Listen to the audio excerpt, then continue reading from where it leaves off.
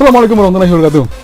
Jadi dalam sebuah kebudayaan, ya terutama berkaitan dengan dunia dongeng, maka kita kenal juga beberapa dongeng seperti fabel, ya cerita tentang binatang seperti kancil dan buaya, ya ataupun yang lainnya. Sebenarnya kalau waktu saya masih kecil dulu, ya kakek dan nenek saya biasa mendongengkan sebelum tidur, ya memberikan dongeng sebelum tidur, ya tentang Malin Kundang, tentang apa lagi ya yang waktu itu yang paling sering adalah fabel tadi itu.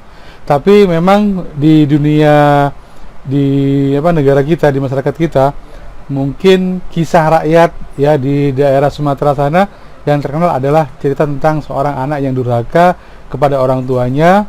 Dia sejak kecil yatim, ya. Kemudian setelah besar dia bekerja dan menjadi saudagar kaya raya, tapi ketika dia pulang kampung dia tidak mengakui ibunya sebagai ibunya gitu. Tidak mengakui ibunya sebagai ibunya. Ya pokoknya gitulah ya kira-kira.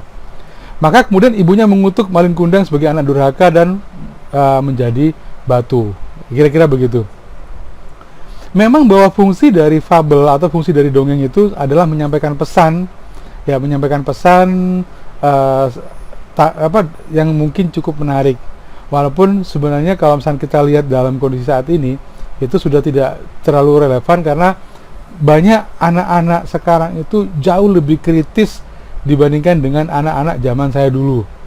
Kalau kemudian saya didongengkan tentang kancil dan kura-kura, misalnya balapan misalkan, atau kemudian berkaitan dengan Malin Kundang, zaman saya dulu nggak ada bertanya kemudian kenapa kok bisa misalkan orang bisa dikutuk jadi batu misalkan, atau misalkan ketika kura-kura dia bisa mengakali kancil untuk balapan lari, maka pada zaman saya dulu itu tidak menanyakan, loh kalau begitu kura-kura itu kan curang, kok bisa kemudian dia diperbolehkan untuk berlomba melawan kancil, ya walaupun dikatakan cerdik, tapi kemudian kemenangan kura-kura melawan kancil tersebut adalah dengan cara curang misalkan.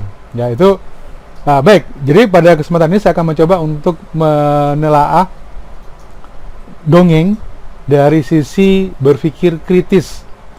Jadi kalau misalkan kita perhatikan sekali lagi bahwa anak-anak zaman sekarang itu jauh lebih memiliki kemampuan berpikir kritis dibandingkan dengan zaman waktu saya dulu. Kenapa? Karena memang pada waktu zaman saya dulu, ketika kita mendengarkan dongeng, ya kita sudah pokoknya sekedar menerima saja apa yang didongengkan oleh orang tua. Ya pokoknya begitu, pesannya adalah tidak boleh melawan orang tua, tidak boleh melawan ibu, ya nanti durhaka kemudian bisa dikutuk jadi batu. Dan itu melekat sampai sekarang bahwa kemudian kita takut pada orang tua karena takut dikutuk jadi batu gitu ya, kira-kira begitu. Baik, bagaimana daya nalar atau daya kritis anak-anak zaman sekarang misalkan, karena memang zamannya sudah berbeda.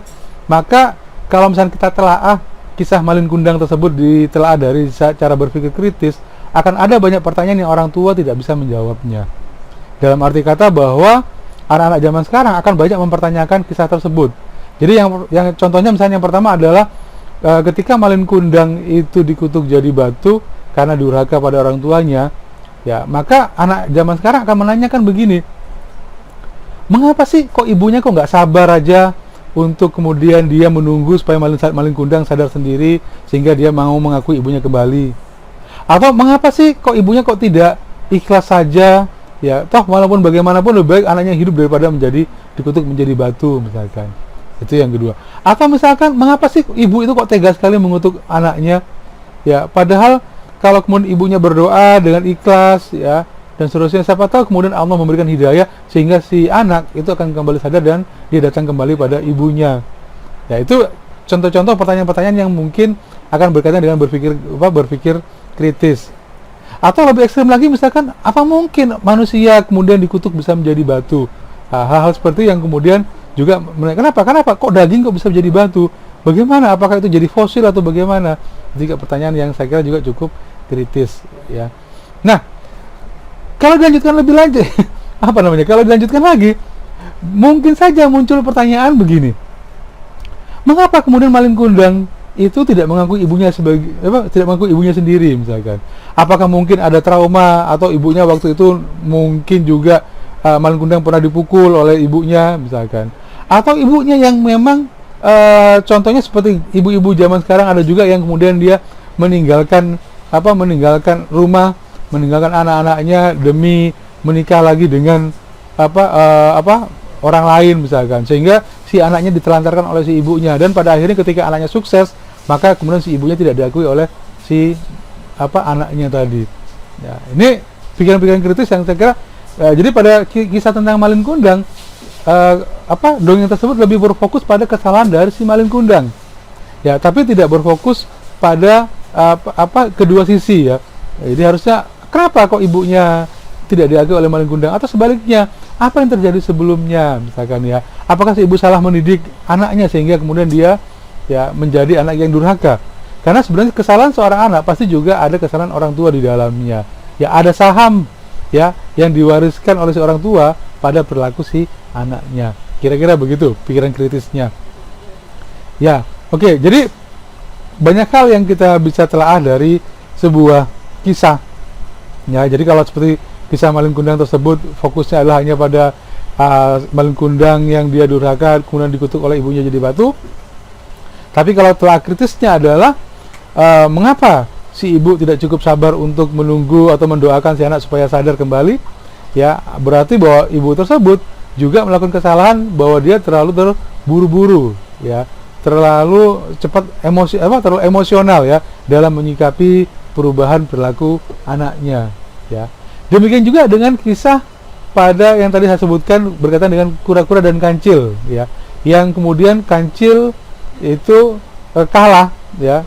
Yang kancil awalnya dia menantang kura-kura, kemudian kura-kura yang dikenal sebagai lambat tidak bisa berlari, tapi ternyata kura-kura bisa mempecundangi kancil karena dengan cara yaitu dia menyusun teman-temannya untuk berbaris, sehingga kemudian dia bisa memenangkan perlombaan balap lari melawan kancil. Itu telah kritis, ya, banyak hal.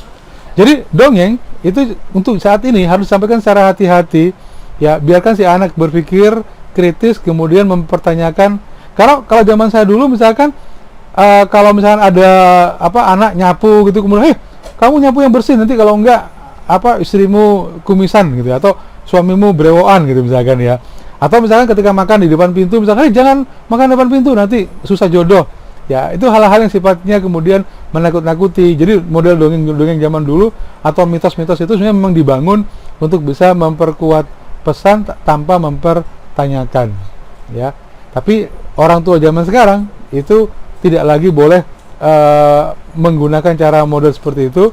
Andai kata kemudian ada sebuah dongeng atau pesan yang ingin disampaikan melalui dongeng, maka kemudian si anak juga harus diajak untuk berpikir kritis dari banyak sisi, atau istilahnya kalau sekarang itu disebut sebagai critical thinking. Ya, demikian ulasan saya yang agak membingungkan ini, karena saya baru datang dari kampus dan tiba-tiba terpikirkan untuk membuat tentang ini. Oh ya, berkaitan dengan ibu yang meninggalkan anaknya, saya tidak sedang menggosipkan artis, ya, tapi itu saya menggosipkan kucing saya sendiri di rumah, yang ketika kemudian dia ketemu dengan kucing jantan yang lainnya, anaknya ditinggalin sama dia, ya. Oke, terima kasih. Assalamualaikum warahmatullahi wabarakatuh.